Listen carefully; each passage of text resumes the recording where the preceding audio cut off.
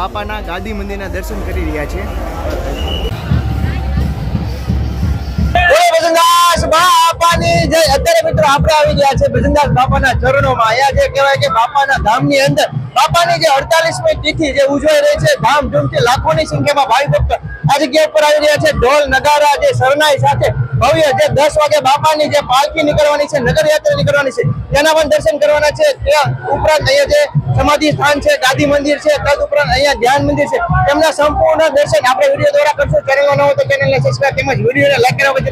ખાસ કરીને મિત્રો જોડે આ વિડીયો વધુમાં વધુ લોકો સુધી શેર કરજો. તમે ખૂબ સારો પ્રેમ અને સપોર્ટ આપો છો. પ્લીઝ વિડીયોને લાઈક કરવા જતા રહી.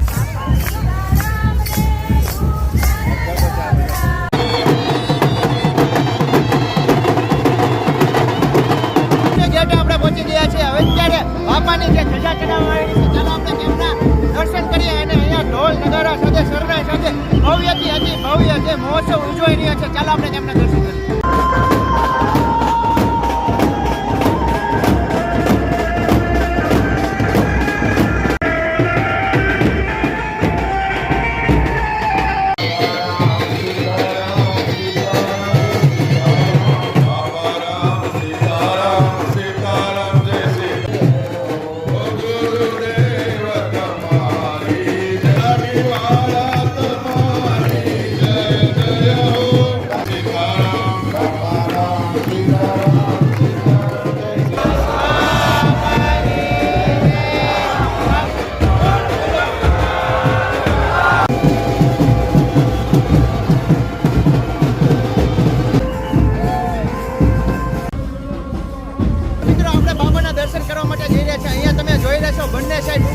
ખૂબ જ મોટી સંખ્યામાં ભાવિ ભક્તો જે દર્શન માટે ઊભા છે.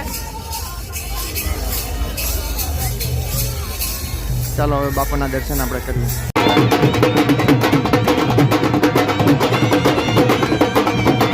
હા મિત્રો, આપણે બાપાના ગાદી મંદિરના દર્શન કરી રહ્યા છીએ. બાપા સીતારામ. બાપાની ગાદી મંદિરના દર્શન કરીને હવે આપણે જઈ રહ્યા છીએ અહીંયા સમાધિ મંદિરના દર્શન કરવા માટે. વિડીયોમાં છેલ્લે સુધી જોડાઈ રહેજો. ચેનલમાં ખૂબ જ મજા આવશે. વિડીયોને લાઈક કર્યા વગર તો જતા જ નહીં.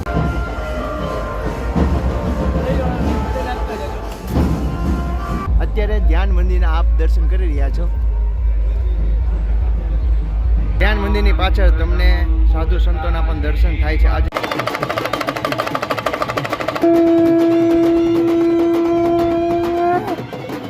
આપણે અન્નપૂર્ણા માતાજીના દર્શન કરવા માટે જઈ રહ્યા છીએ.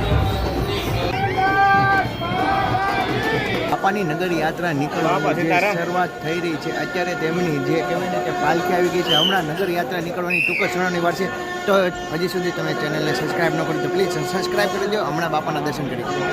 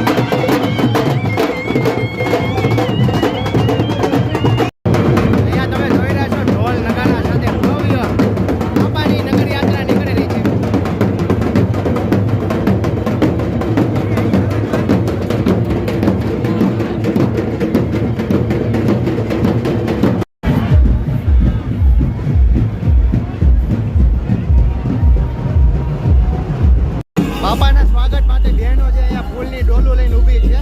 અહીંયા ભવ્યથી અતિ ભવ્ય સ્વાગત થાય. અહીંયા તમે બહારની તરફ જોઈ રહ્યા છો, ભાવિ ભક્તો નાચી રહ્યા છે, કૂદી રહ્યા છે.